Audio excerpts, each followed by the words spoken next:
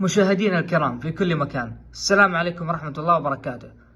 أهلا وسهلا بكم في قناة عزيز فيتش، الوجهة الأولى لعشاق الدوري السعودي ومحبين كرة القدم السعودية. قبل لا نبدأ الحلقة أتمنى منكم تتابعون حساباتنا على السوشيال ميديا، وبعد ما تشوف هذه الحلقة سوي لايك واشتراك عشان لا يفوتك محتوانا الجاي. حلقة جديدة نقدمها لكم وفيها راح نتكلم عن تحليل مباراة قمة الجولة 12 من دوري روشن، وهي مباراة الشباب والهلال، ونبدأ بالحلقة على طول.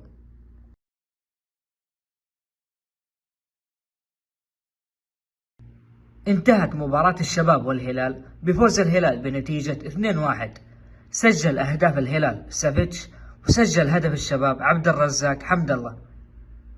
فوز صعب ومستحق للهلال بغض النظر عن المستوى الباهت، ولكن طلع الهلال بالأهم وهي النقاط الثلاث. مباراة حماسية ومثيرة من بدايتها، وفيها جدل تحكيمي كبير، وشفنا فيها 2 كروت حمراء، الأولى لكوليبالي والثانية للشراري. في الشوط الأول شفنا ضغط شبابي، وكان الشباب مسيطر فيه وماسك المباراة بالطول والعرض، وقدر يسجل الهدف الأول عن طريق حمد الله. والهلال ما شكل خطورة كبيرة على الشباب غير فرصة هدف التعادل تقريبا عن طريق سافيتش. وقلتها في حسابي على منصة إكس أثناء المباراة أن الشباب إذا ما استغل الفرص بيندم كثير. كان من المفترض الشباب يكون أكثر جرأة ويستغل حالة الطرد للهلال، وينزل كراسكو مع بداية الشوط الثاني لاستغلال ظروف الهلال ويضرب بأكثر من هدف. عبد الرزاق حمد الله يواصل التسجيل في مرمى الهلال مع 3 فرق، والمرة هذه مع الشباب. وشفنا حمد الله قدم مباراة كبيرة بالرغم أنه راجع من إصابة. سجل الهدف الأول وسجل هدف ثاني لكنه ملغي بسبب التسلل، وتسبب في طرد مدافع الهلال.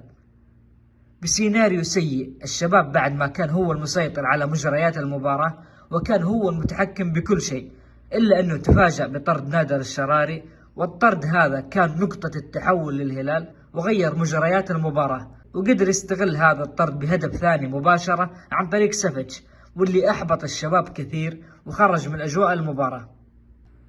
حتى بعد هدف التقدم للهلال مدرب الشباب نزل كراسكو في الدقيقة 64 بدل دانيال بودينيس، اللي كان حل هجومي خطير للشباب، وهذا التغيير تأخر كثير، وكان مفترض ينزل كراسكو مكان بونافنتورا. ونتفاجأ أيضا مدرب الشباب يسحب أهم لاعب في المباراة وهو مصعب الجوير في الدقيقة 77، واللي قدم مباراة كبيرة، لكن المبرر لهذا التغيير قد يكون بسبب الكرت الأصفر لمصعب. الهلال صح انه فاز وبمجهود فردي من سافيتش اللي سجل هدفين وانقذ الهلال من الخسارة، الا انه ما زال يعاني كثير بغياب نيفيز، وحتى الان ما في احد قدر يعوض مكانه. وجود كانسيلو ومالكم في جهة اليمين يشكل خطورة على اي خصم، وبينهم تفاهم كبير، ولما تحط مالكم خلف المهاجم وتجيب القحطاني في اليمين، انت كذا تعطل جهة اليمين في الهلال وتخسر جهود لاعب زي مالكم. لفت نظري في هذه المباراة نواف الغليميش لاعب الشباب، ما شاء الله عليه، كان أحد مكاسب المباراة، وفي مباراة صعبة أمام الهلال، إلا أنه قدم مباراة على مستوى عالي، وإذا استمر على كذا أعتقد بيمسك خانة أساسية مع الوقت. قبل لا أختم عندي ملاحظة على دفاع الهلال. عندك لاعب بجودة حسان تنبكتي من المفترض يكون أساسي تعتمد عليه في قادم المباريات، وشفنا كيف تحسن وضع دفاع الهلال لما نزل بعد حالة الطرد. وكذا خلصنا من تحليل مباراة الشباب والهلال، وانتظرونا في الحلقة الجاية بتغطية مباريات نخبة آسيا بمشيئة الله. وفي الختام حتى لا يفوتك محتوانا الجاي، أتمنى منك بعد ما تشوف هذه الحلقة تسوي لايك واشتراك في القناة عشان ما تضيع قناتي وتقدر ترجع لها في أي وقت، وتأكد من تفعيل جرس التنبيهات عشان يوصل لك كل جديد. في أمان الله.